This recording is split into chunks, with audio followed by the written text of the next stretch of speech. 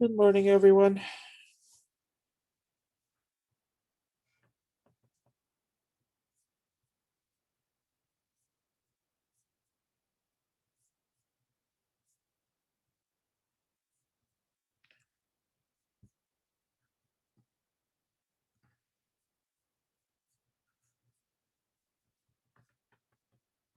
Let's get done here.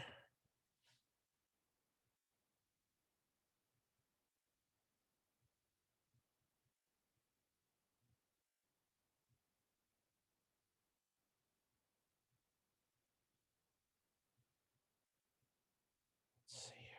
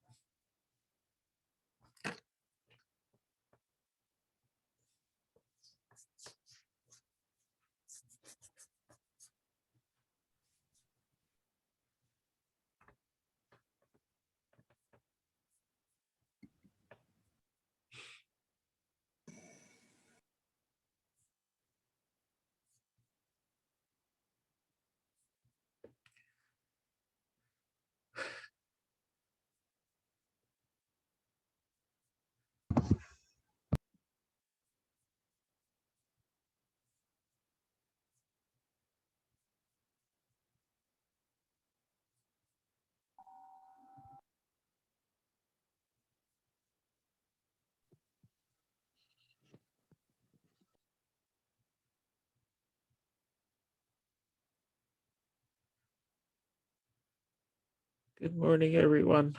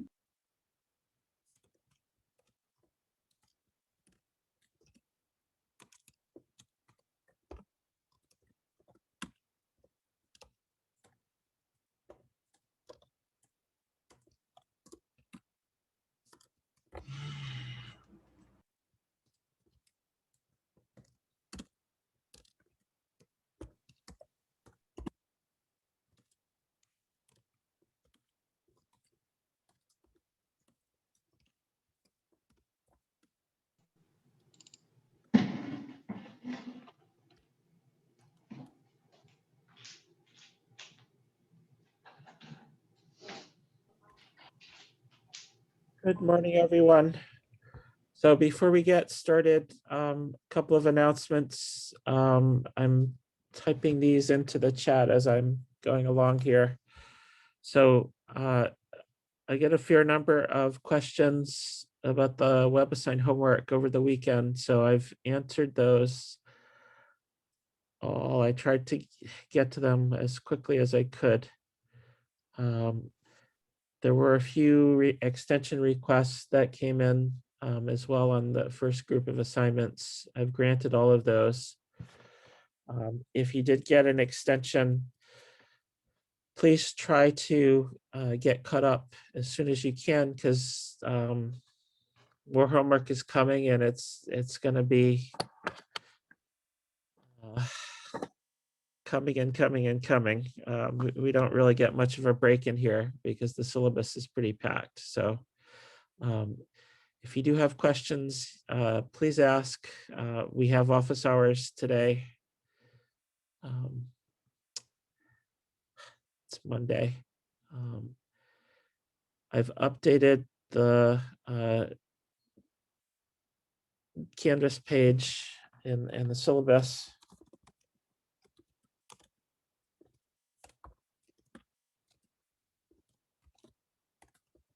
Okay, so please take a look at that as soon as you can. So in particular, pay attention to the dates of our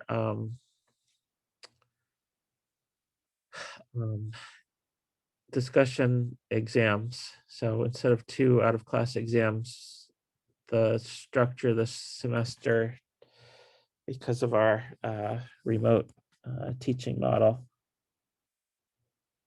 Oh, yeah, I will.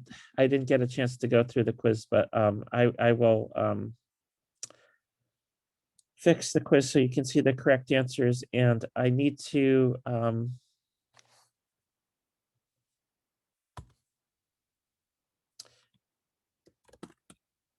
okay, so for the first quiz,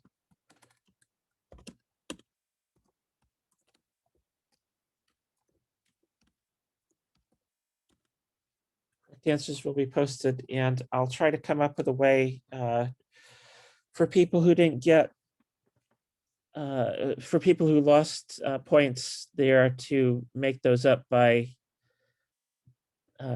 demonstrating that they have gone back over the material in question. Okay, so keep an eye out for that.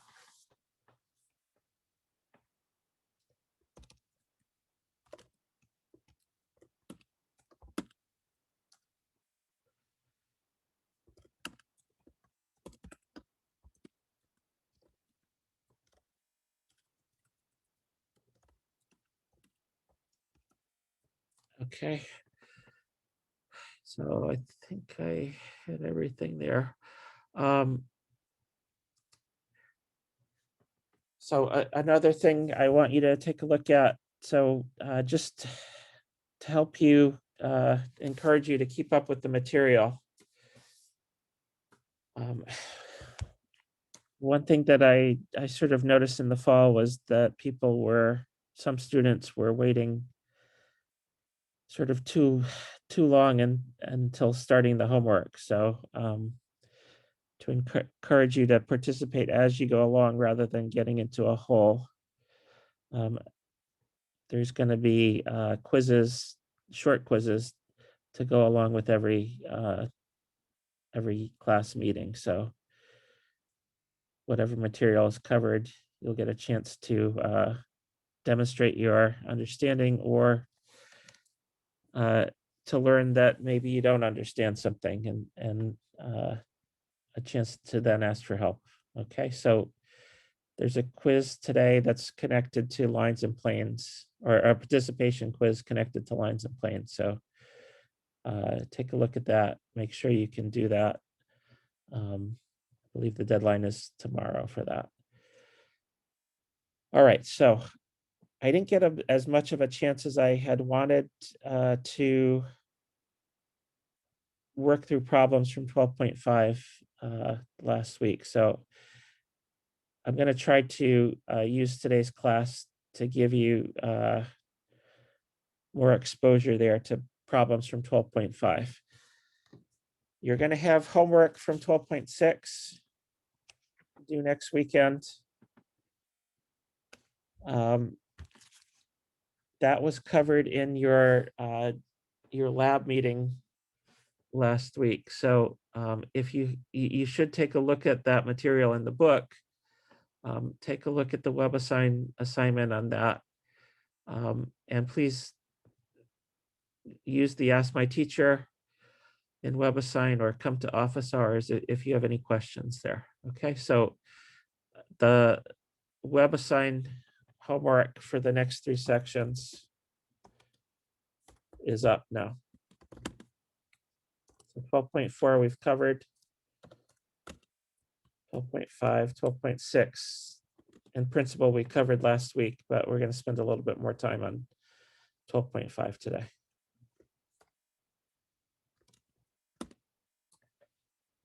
All right, so without further ado,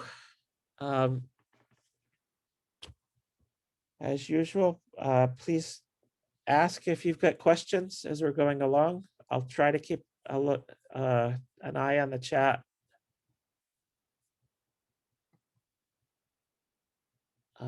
Let's see here.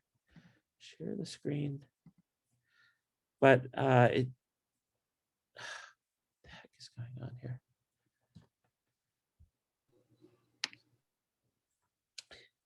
If you have a question, you ask it by chat and I don't see it immediately, please just unmute yourself and ask the question. All right, so we're going to try to do some more problems from 12.5.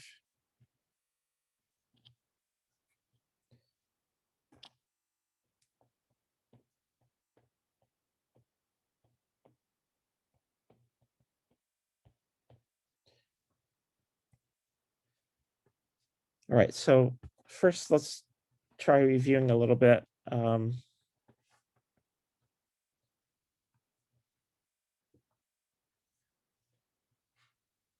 look at number 17 from your book.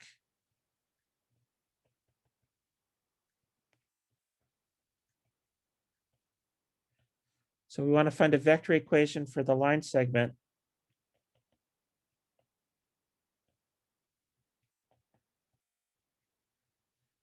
from the point with coordinates 6, -1, 9 to the point with coordinates 7, 6, 0.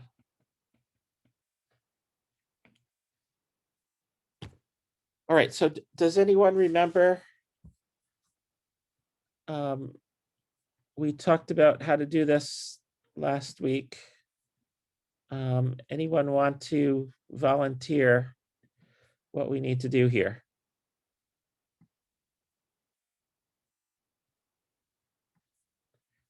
So who can remind us of how to handle not a line, but a line segment?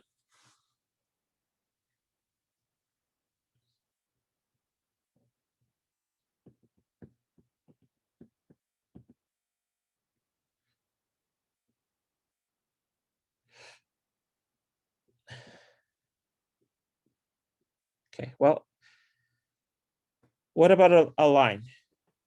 What would we do if we wanted the line that goes through these 2 points?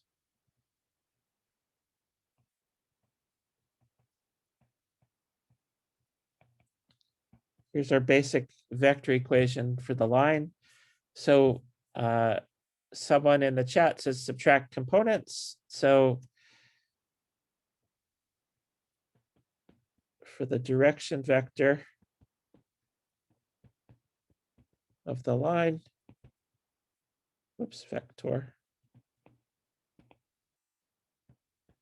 For the v, we can take, we want to go from 6, -1, 9 to 7, 6, 0. So we can take 7, 6, 0 minus 6, -1, 9. Right, so we subtract the position vectors of those 2 points to get the vector that goes between the 2 points. So 7 minus 6 is 1, 6 minus -1 is 7, 0 minus 9 is -9. So whether for the line or the line segment, we could use that as our direction vector. Okay, that's going to work. What could we use for our base point? Well, for the line, we could use the position vector of either of our given points.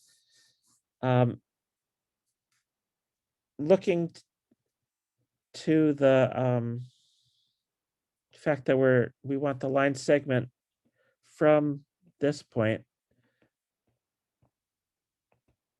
we want to be at that point 6, -1, 9 when our parameter takes the value 0, right? That's our starting point for the line segment. So our vector equation, right, the R becomes arbitrary vector with components x, y, z. We've got our base point plus TV.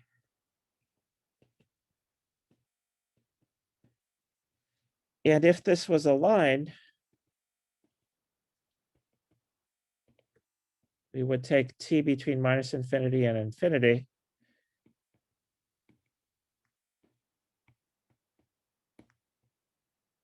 For the line segment, we've specified, we just want that part of the line that starts at our first point and goes to the second point, and that's it.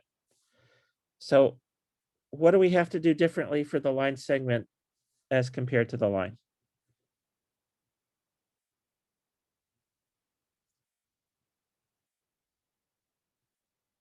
Okay, very good. So for the line segment, we're going to take t between, oops, 0 and 1. All right, so when t is equal to 0, we're at 6, negative 1, 9. And when t is equal to 1, notice 6 plus 1 is 7. Negative 1 plus 7 is 6. 9 minus 9 is 0. So we're at our ending point. So that's our starting point. That's where we're at when t is equal to 0. This is our ending point, or the terminal point. This is where we are on the line segment when t is equal to 1.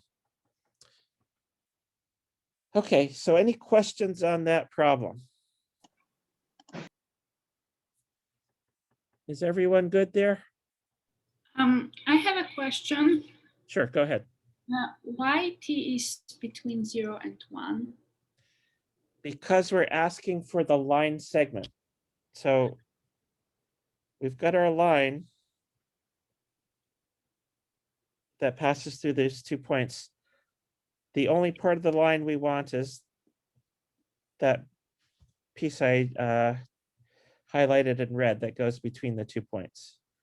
So notice that when, if this is 6, negative 1, 9, if this is 1, 7, minus 9, when t is 0, we're at this point. When t is equal to 1, we're at this point. For t between 0 and 1, we're somewhere in the middle, right? Our direction vector points exactly from the t equals 0 point to the t equals 1 point. Okay, thank you. So how did we know to do 0 to 1? Well, when t is equal to 0, we're at our starting point. When t equals 1, we're at our ending point. So the thing we got by subtracting is exactly the vector that we need to go from one of the points to the other point. So if we're starting here, we don't take any weight of the direction vector. Well, at t equals 0, that's our starting point. If we take exactly 1 times that vector that goes from the starting point to the ending point, well, we're going to wind up at the ending point. Right, remember this picture, and I'm going to draw it in 2 dimensions just to make it a little bit easier to see.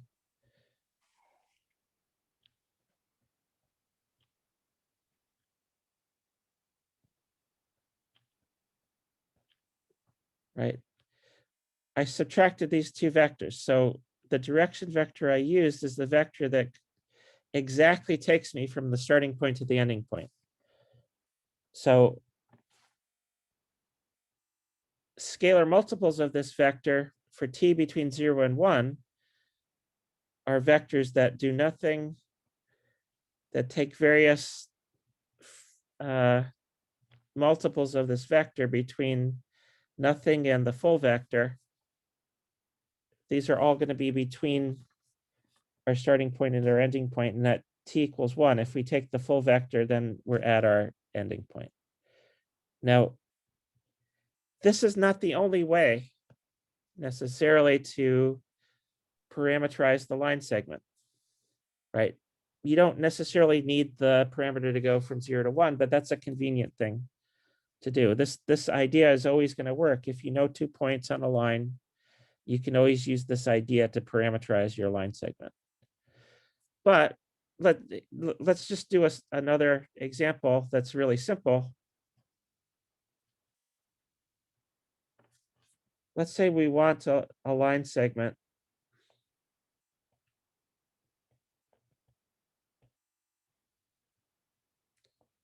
and we want to go from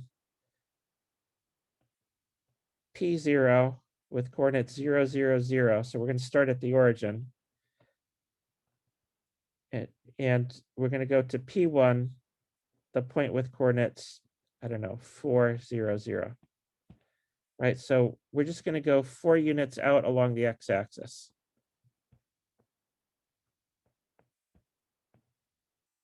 Okay. Well, you could certainly take that idea we used in the previous problem to parameterize this, but just as well, you could take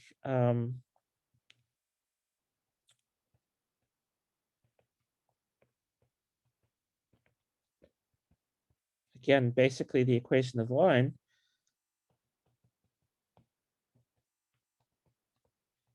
Here's our base point. So we know we're starting at P0. So that's what we use as the R0.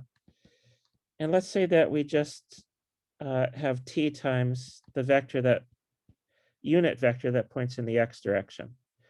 What would the domain for T be in this case? Well, T equals 0 puts me at my starting point. How far out does T have to go to get to my ending point? 4, right? That's a perfectly good parameterization of the line segment. And you might recall from calculus 2, there's always infinitely many ways to parameterize a curve, okay? You can think of a line segment as a certain type of curve, right? There's going to be lots of different ways you could go about parameterizing it. All right, so is this making sense, everyone?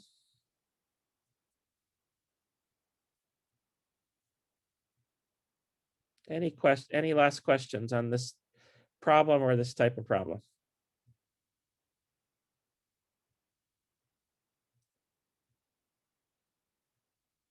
Okay, so does anyone need more time on this page?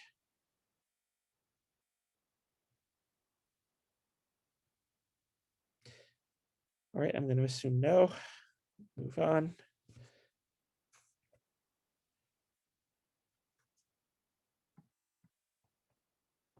So let's look at equation 19, problem number 19. We want to determine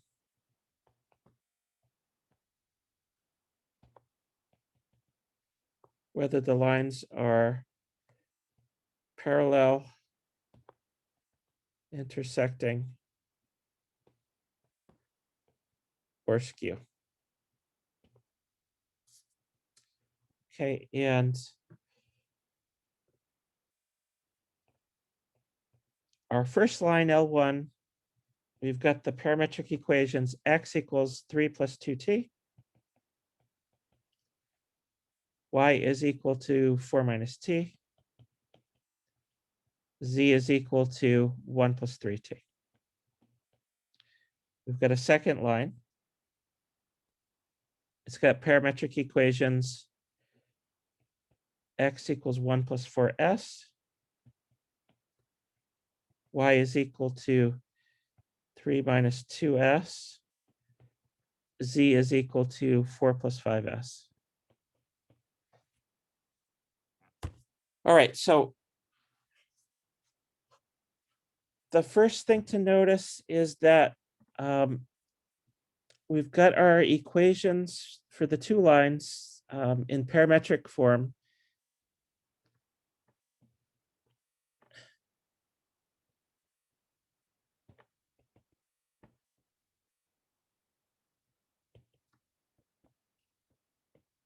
And we're using different names for the parameters on the two lines.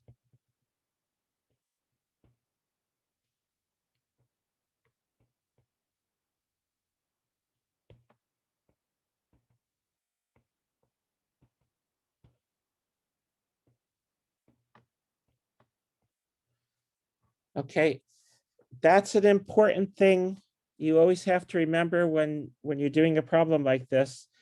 don't use the same symbol for the parameters of the two lines, even if they're given to you initially using the same symbols, right? If line 2 was 1 plus 4t, x was 1 plus 4t, y is 3 minus 2t, z equals 4 plus 5t. You want to change the name, one of these t's, give it another name. And the reason is that the parameter is telling you how you're moving along the given line. So if you're looking for a point of intersection, in general, you're going to have to move from your base point on each of the given lines towards that point of intersection. And how you do that on the two lines is independent of each other. So you shouldn't assume you can use the same name for the parameter for the two lines. Okay, so what we're going to do is we're going to set the x components equal to each other, right? A point of intersection. Oh, sorry, before we do that. So our strategy for going through here is to check whether these two lines are parallel first. That's the easiest thing. So the direction vector for the first line is what? What are the components of the direction vector? You should be able to read off from the equation for line 1.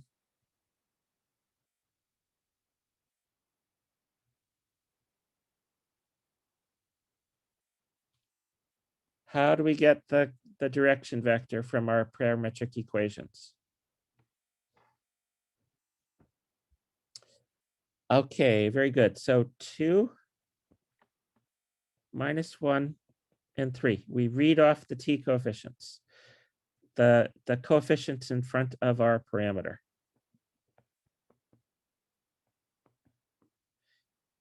And what is the direction vector for our second line?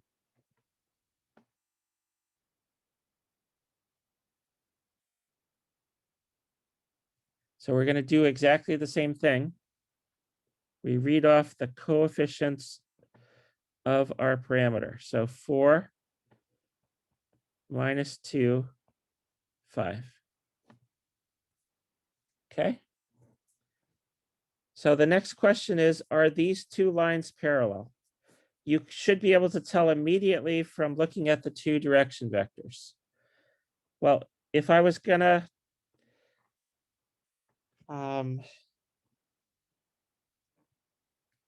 try to program a computer to do this, I would do something like compute the cross product of the two direction vectors. You know, the cross product's going to vanish when the vectors are parallel. As long as the cross product doesn't vanish, the vectors are not parallel. But there's an easier way to see there. So vectors are parallel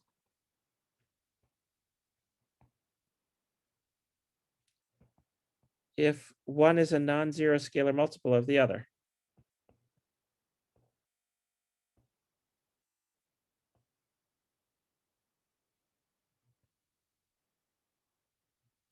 So non-zero vectors.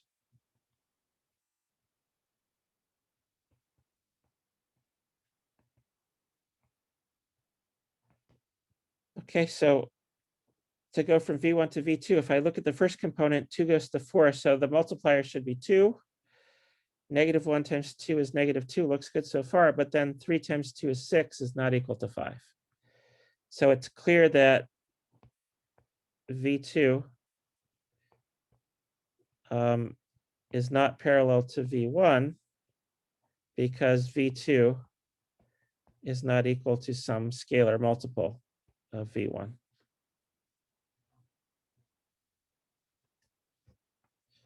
Okay, so we're not parallel. Next thing we want to check is whether the lines are intersecting. So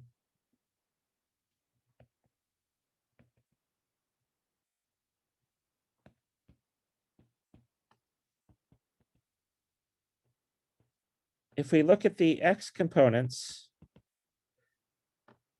3 plus 2t on the first line would have to equal 1 plus 4s on the second line. If we look at the y components, 4 minus t on the first line would have to be 3 minus 2s on the second line. And look at the z components, 1 plus 3t on the first line would have to equal to 4 plus 5s on the second line. So that is a set of 3 equations and 2 unknowns. And they are linear equations.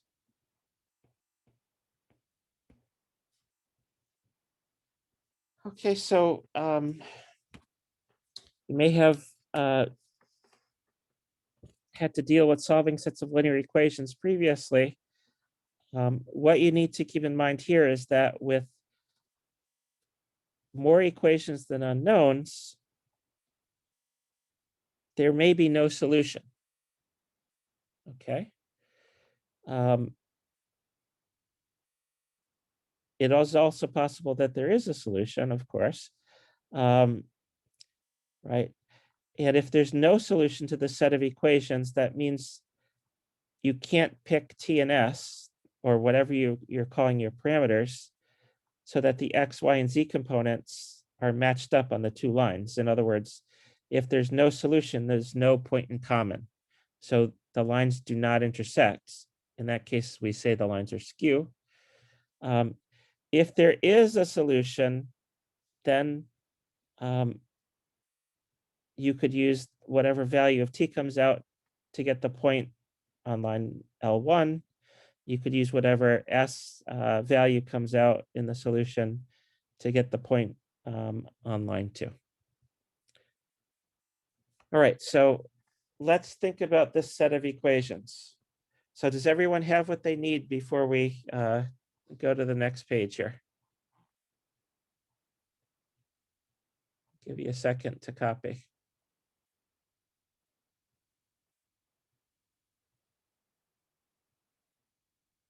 Everyone okay? All right, so I'm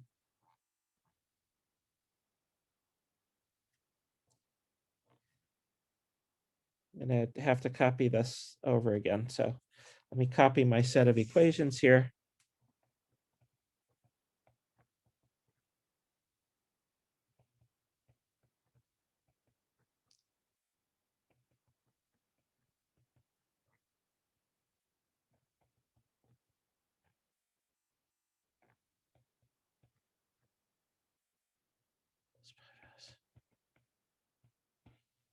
Okay. All right, so if I look at the set of equations, there's sort of 2 strategies. You might solve for one of the parameters in terms of the other. You might try to eliminate one of the parameters between 2 equations. I notice here that using this middle equation, I can solve for t in terms of s. So this is telling me t is equal to 1 plus 2s. All right, so subtract 3 from each side, add t to each side, add 2s to each side, and we get t is equal to 1 plus 2s. Does everyone see where this is coming from?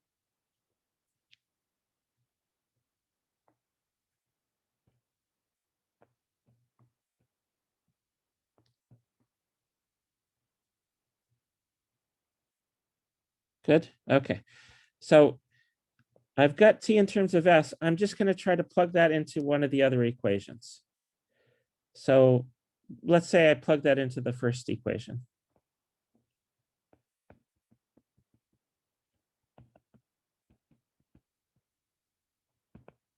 So I have 3 plus 2t equals 1 plus 4s. 3 plus 2, t was 1 plus 2s. So 3 plus 2 plus 4s is equal to 1 plus 4s. Plus 4s equals 1 plus 4s. Well, the s's cancel out of this equation.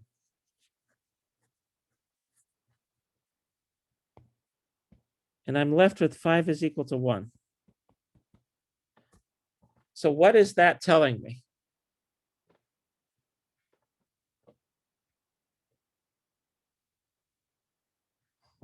Right, so it's telling me the lines do not intersect because this is an inconsistent result. That means there's no solution. That means the lines do not intersect. Intersect.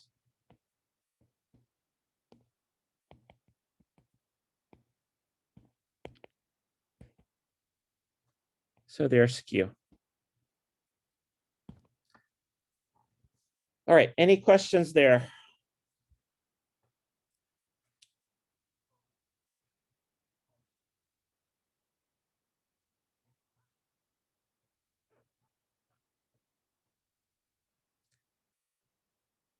Okay. Does everyone have what they need from this page? Are we ready to go on?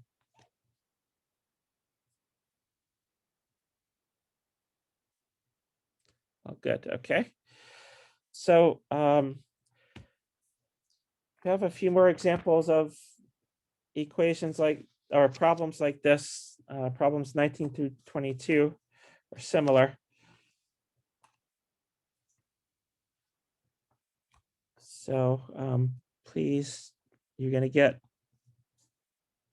this on your homework. Make sure you understand how to do this. So problem 24 asks for the equation of the plane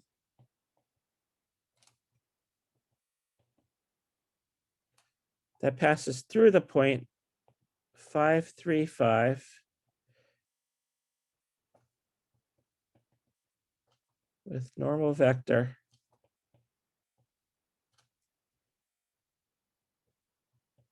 to I hat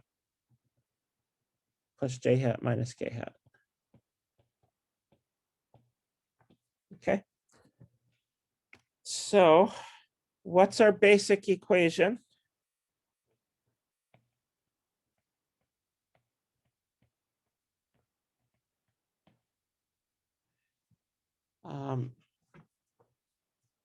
Well, we know that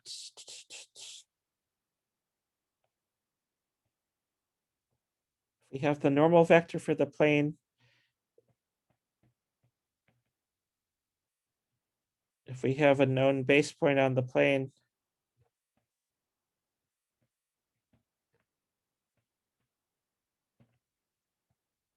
and R represents an arbitrary point on the plane,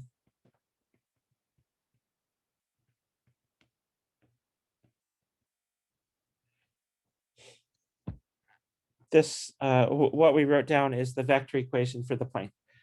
So there's 2 bits of information we need. We need a normal vector and we need a base point. So this problem statement basically gives us those 2 bits of information. We're saying we go through this point. So that's our 0 vector. And we're told explicitly what the normal vector for the plane is. So we can just plug that in. And notice that if we have our vector in terms of I, j, and k, we should immediately be able to write it down in component notation. So 2 i's means 2 in the first component, 1 j means a 1 in the second component, the y component, and negative k means a -1 in the third component or the z component.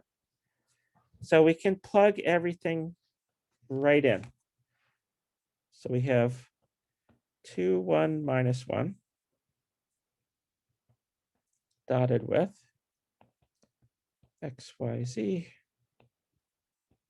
minus, and our base point is 535. Okay, notice that 0 is a scalar. We've got a dot product of vectors here, so that's going to give us a scalar.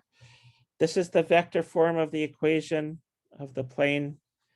If we simplify and multiply out here, equivalently, this would be 2 times x minus 5 plus 1 times y minus 3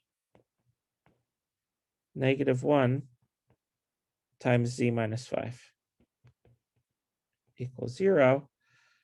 Or I could write 2x plus y minus z. And let's see, on the left, we've got negative 10 minus 3, that gets me to 7, plus a 5 is let's see, minus 10 minus another 3 is negative 13. Then add 5, that gets me to negative 8. So I should have an 8 over here. Okay. So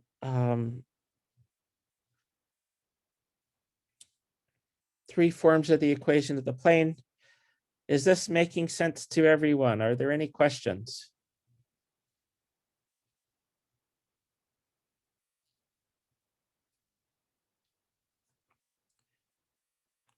Okay. Everyone have what they need here?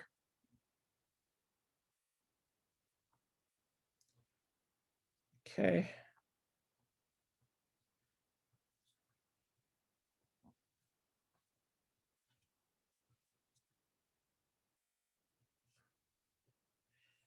Let's look at problem 30.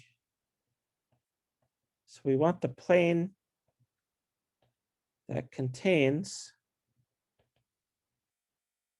the line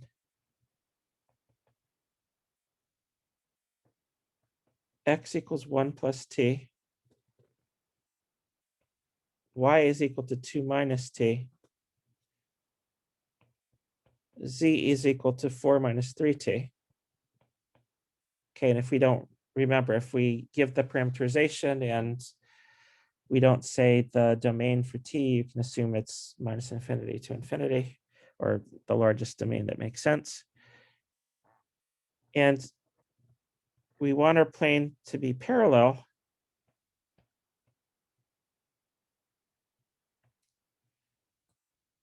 to another plane with the equation 5x plus 2y plus z is equal to 1. All right, so remember our basic equation for the plane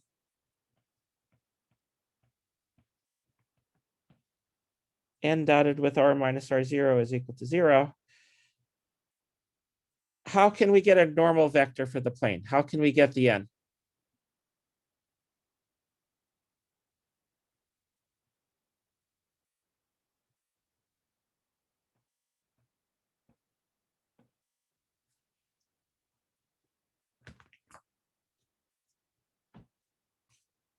So based on what's being requested here, how could we get the n?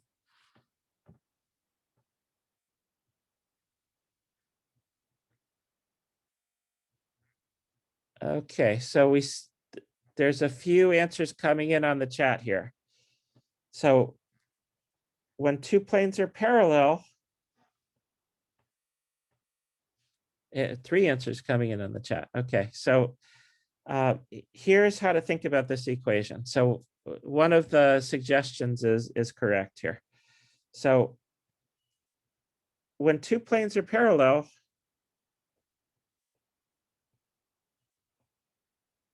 we can say that their normal vectors are parallel. Okay.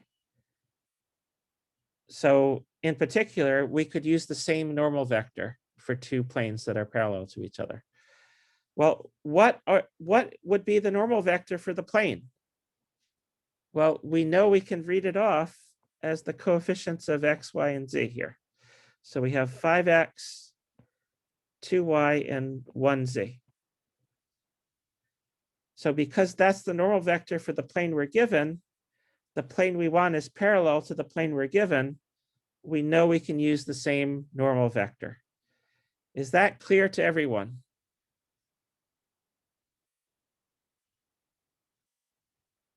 Okay, so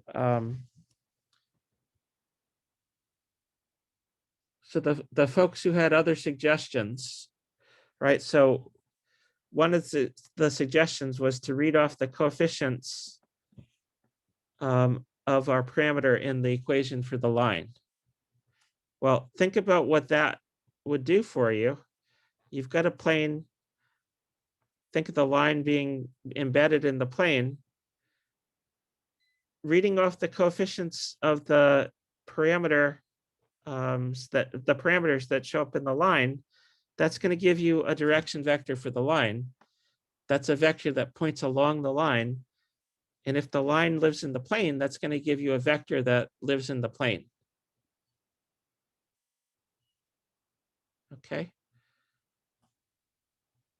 So that's not something you could use as your normal vector. All right, so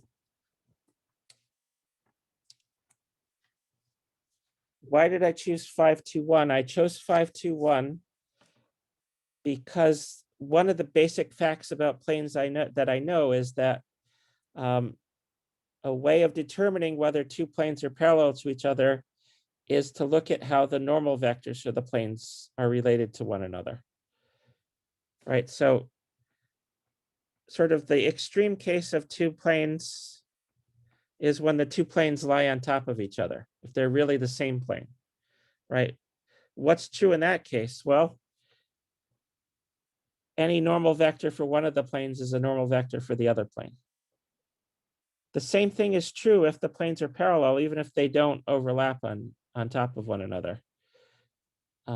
If the planes are parallel, by definition, essentially, that means the normal vectors for the two planes are parallel. They could be arbitrary scalar multiples of one another. The simplest thing to do is just pick them to be the same. So remember, when you have this form of the equation of a plane, the coefficients of x, y, and z are the components of the normal vector for that plane. All right, so that's why we picked this off. That normal vector we chose is the normal vector for the given plane. Therefore, it has to be usable as the normal vector for the plane we want. Is that absolutely clear to everyone?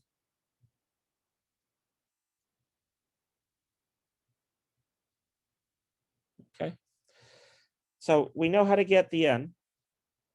How could we get the R0? How can we get a point which we know is on the plane?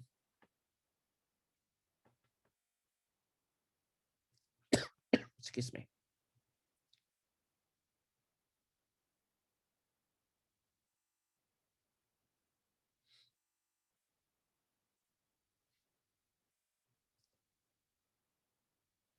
All right, so someone in the chat says use the position vector of the line. So what exactly are we going to do with the position vector? Right, so, okay, someone's followed up. It contains a line. The line's got infinitely many points. Every particular value of the parameter t corresponds to a different point on the line. So you could pick a t value, and that's going to give you a point on the line. You know the line is embedded in the plane, so it's going to give you a point on the plane. Okay, so we could use R0 equals, let's say 1, 2, 4, right? That corresponds to t equals 0.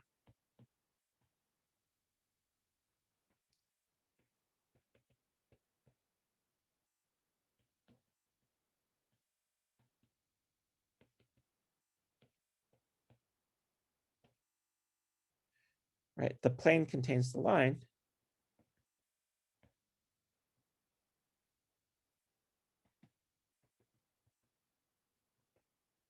So that's going to do the trick for us.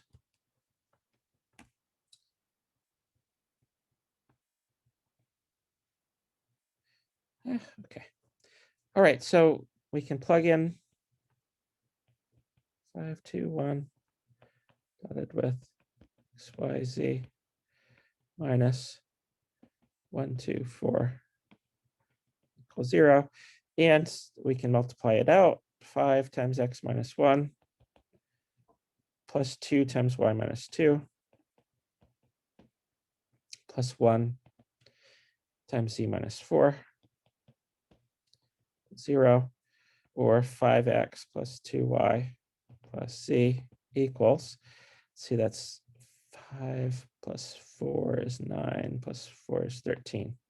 So if I did my arithmetic correct, these should all be equivalent. All right, is this clear to everyone? Any questions here?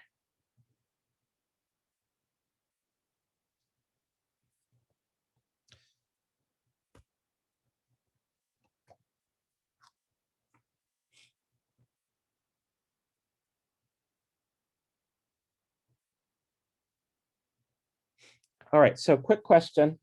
And I don't think I'm going to do this one out all the way, but common type of question that you might see is you've got some plane, you know 3 points live on the plane. How could you get an equation for the plane if you know those 3 points?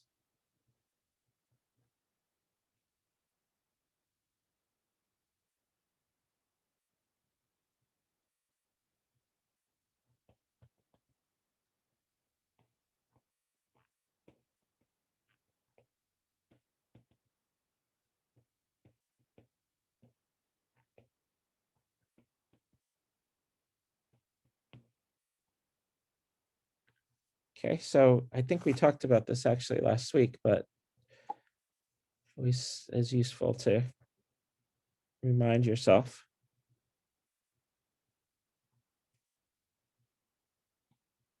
So notice that the vector PQ, the vector from point P to point Q, is parallel to the plane. Okay, somebody wrote it in the chat. We could look at QR, that's another point that lies in the plane.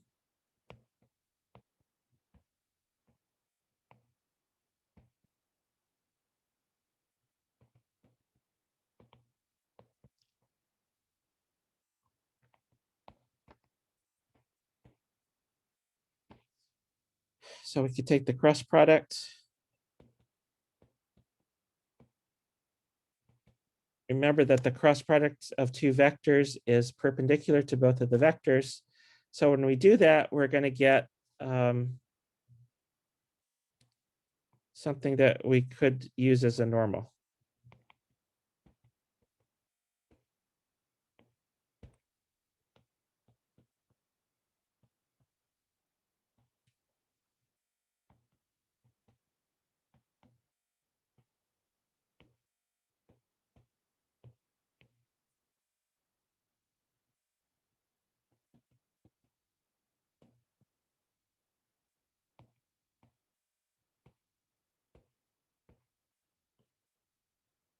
Okay, and we've already got three points we know are that lie in the plane. So when we look at our equation,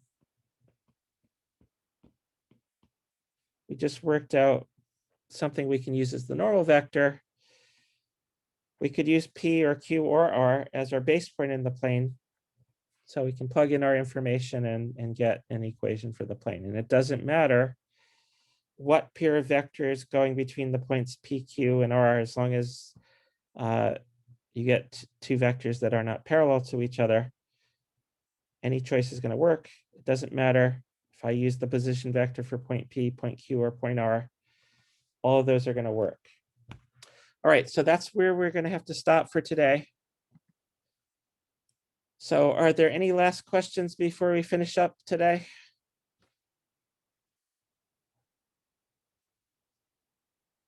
Thank you. Okay, thanks everyone. Have a good day, and can come back a little bit later for office hours if you've got questions. So don't forget about that. Thanks, everyone.